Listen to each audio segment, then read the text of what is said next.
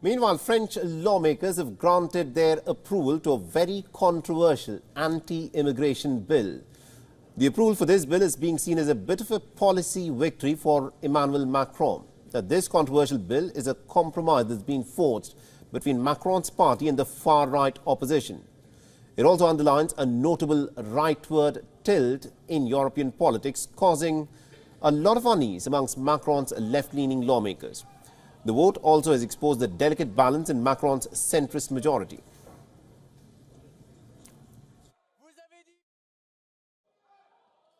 These are the results of the vote. Number of voters 573, votes cast 535, majority at 268, for 349, against 186. The National Assembly has adopted the immigration bill. The Macron's left-wing faced internal dissent against the bill. However, the French Interior Minister has stressed the need for strict measures following the vote. He's also expressed relief as the bill has garnered support from the centrist coalition and conservatives, avoiding reliance on far-right endorsement. The bill that we proposed is one that has the merit to propose 27 articles that allow the regularization of undocumented workers. And I'm proud to be the only Interior Minister of the only government, of the only president that will put into the Republic's laws the regularization of all those who do not have their papers and who are working in our country. Now, the French government had initially endorsed the bill with a carrot and stick approach. This meant that the bill would make it easier for the migrants working in sectors that fall short of labour to gain a residency permit. But on the other hand, it would also make sure to expel illegal migrants.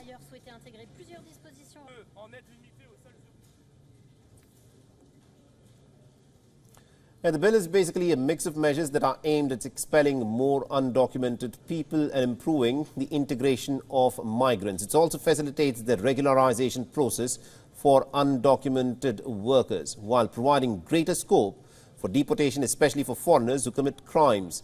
The bill has also addressed the simplification of immigration litigation while fast-tracking the immigration process. However, the bill has also undergone a lot of changes, where the government has agreed to water down on the residency permit measures to gain support from the right wing. Now, this bill, which is crucial for Macron's second mandate, can have significant repercussions. It can impact his support base and strengthen the position of the far-right leader, Marine Le Pen, ahead of the upcoming European Parliament elections.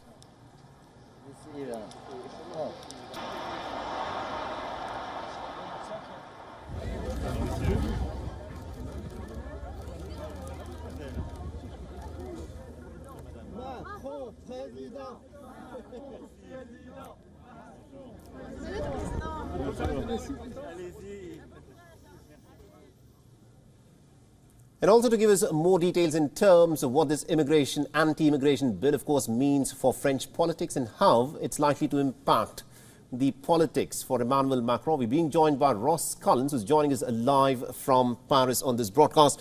Now, Ross, this is a bill that's been debated upon a lot. Tell us what this bill is actually about and why has it been so controversial, and what does it do to Emmanuel Macron's politics in the French legislature? Well, the controversy is continuing. We've just had the Wednesday cabinet meeting here in Paris, and the health minister, he said he resigned last night, didn't turn up at the cabinet meeting. He has been replaced already. He said that he was having to resign because he just couldn't support this bill.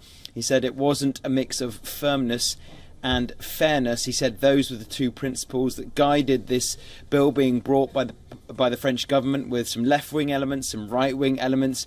But the problem was that that bill then went to the Senate, which toughened it up. Then it went to the floor of the House, and that was cancelled before a debate could even begin. MPs voting not to have a debate on it, voting to bring down the bill before it even got to the floor of the House.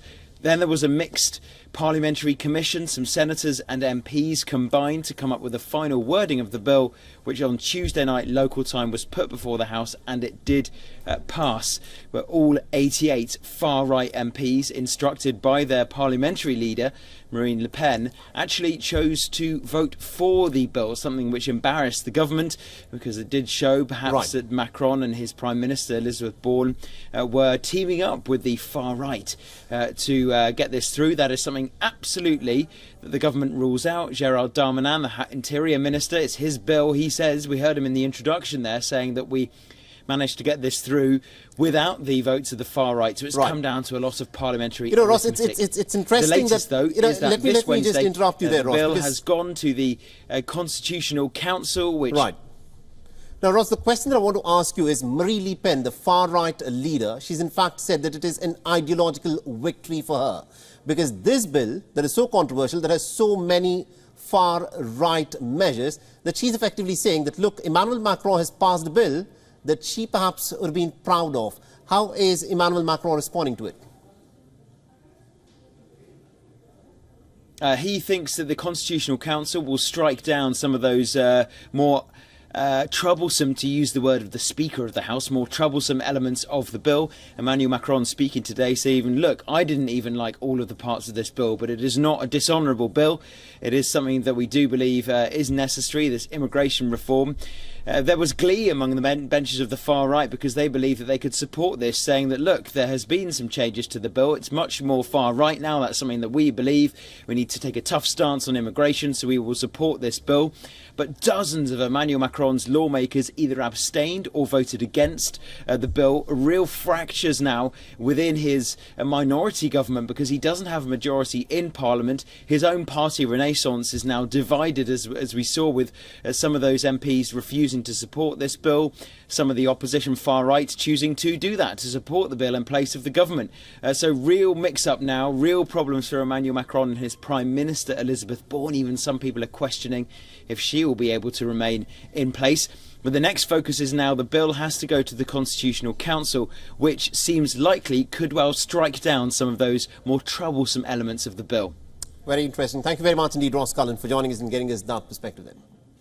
WION is now available in your country. Download the app now and get all the news on the move.